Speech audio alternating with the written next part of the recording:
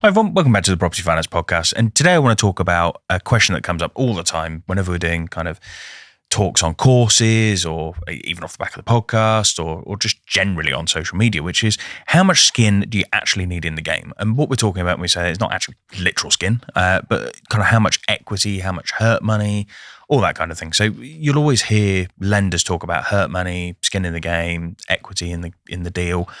And what they mean by that is how much money have you actually got in the deal? So a lot of people will tend to find properties, developments, etc. They'll tend to go and get a bridge, get a development loan, and then they'll want to finance absolutely everything else with private investors. So it might be money from family and friends, might be professional investors, whatever it may be. The issue you've got with that, and it comes back to a previous episode we did about the sort of funding triangle, if you like, where we spoke about experience, assets, and money. The issue you've got when you try and 100% finance deals with other people's money is that it really does limit the availability of lenders that you have. And the reason being is because I would say 9 out of 10 lenders are going to come back to you and they're going to say, but what have you got in the deal? Now, if you've got assets behind you, then you have the argument where you can go back and you can say, well, I'm giving a PG, here are my assets, I've got £1 million worth of assets, and maybe they've got 250, 300 grand's worth of equity, and you're buying something that's worth maybe 500 grand, and you say, well, okay, based on my equity and my assets, I can do a PG that covers kind of half the property value. So in that point, you kind of make that argument then to the lenders, and they look at that and they go, okay, well, you're using investor money, but we've got a PG against you. Yeah, okay, we can kind of get comfy with that. If you're approaching a lender and you're saying, I'm 100% financing everything through private investors, I've got no assets, I've got no money of my own, and I've got no experience, they're just going to laugh you out the room. So you need to kind of have something that you can offer alongside that 100% finance, which kind of makes you still appealing to the lenders. So if you've got experience, then it's a case of, okay, I'm 100% financing everything, but I've got enough experience to be able to do the job to a good standard. I'll be able to do the development without having to rely on everyone else. If you haven't got that experience, again, you're kind of saying to lenders, well, I'm 100% financing something, plus I've got to get a contractor with loads of experience, plus I've got to get a project manager. So I'm kind of just sitting here not really doing anything in the deal. So if you're not sort of actively involved in the build, you're not putting any money in, where is your risk? And the biggest worry for lenders is they look at that and they say, well, okay, what stops you waking up one morning and saying, you know what? I don't want to do this anymore. I've got no money in the deal. I've got no risk in the deal. I've got no assets on the line. Why would I bother? Everything's going wrong. There's an overspend. The GDV's dropped down. Everything else. There comes a point where you just go, well, I'm just not going to do the deal anymore. I'll just walk away and the lender can have the site back. So that's the worry from a lender's perspective. That's what they're worried about. And that's why it's so important that you've got something in the deal. And again, if you're managing the build, again, you kind of got a reason to get up in the morning. You've got something to bring into the deal. If you've got assets and you've given a PG, you've got something tying you into the deal. And if you put some of your own money in, again, there's something tying you into that deal. When you're 100% financing something via development finance and private investors, the other thing as well is if that money's coming from family and friends, again, you've kind of got this thing from the lender's perspective of, right, okay, well, you're not going to walk off the job if your mum's put 250 grand into the deal, or if your dad's put his pension in, or if your best mate's put his house on the line or whatever. So again, it kind of ties you into the deal. If you're just bringing in 3 completely unknown professional investors, chances are, again, they're looking at that and they're going, well, okay, what is your risk? And that's what it comes down to, is just risk management.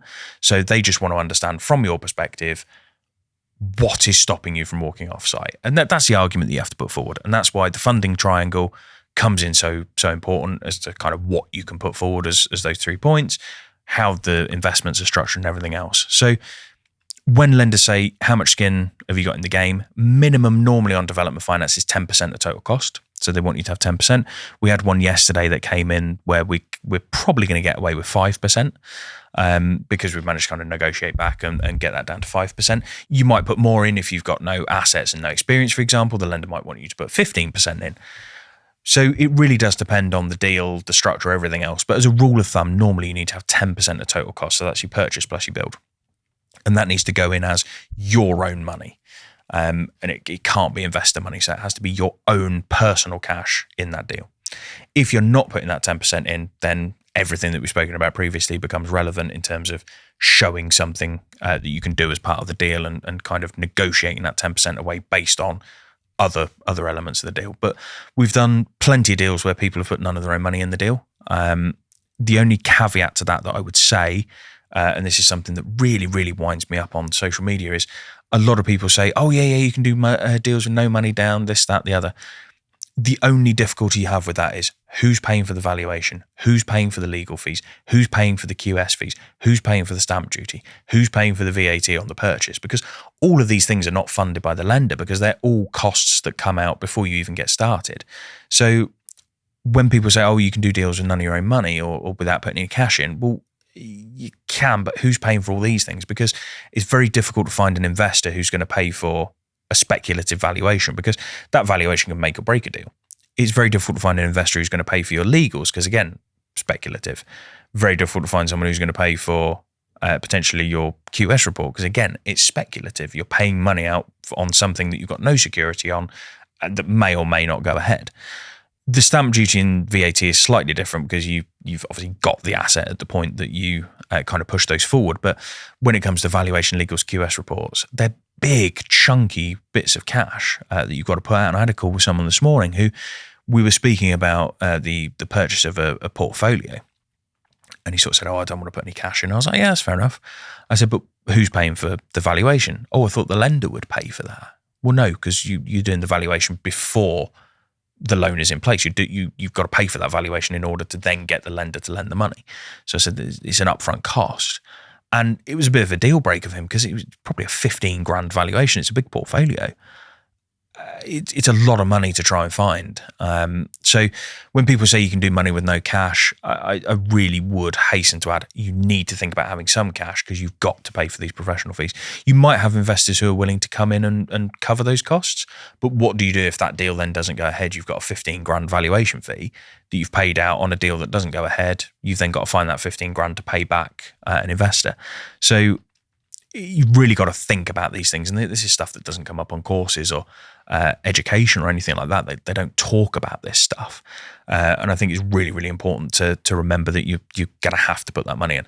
The bonus of paying for that stuff out of your own cash, so the valuation, QS, prelims on the planning, for example, planning costs, legal fees, XYZ, that can all be argued to the lender as skin in the game. Because if you've paid out 50 grand worth of soft costs, in order to get the deal off the ground, it's not just about putting money in towards the purchase and the build.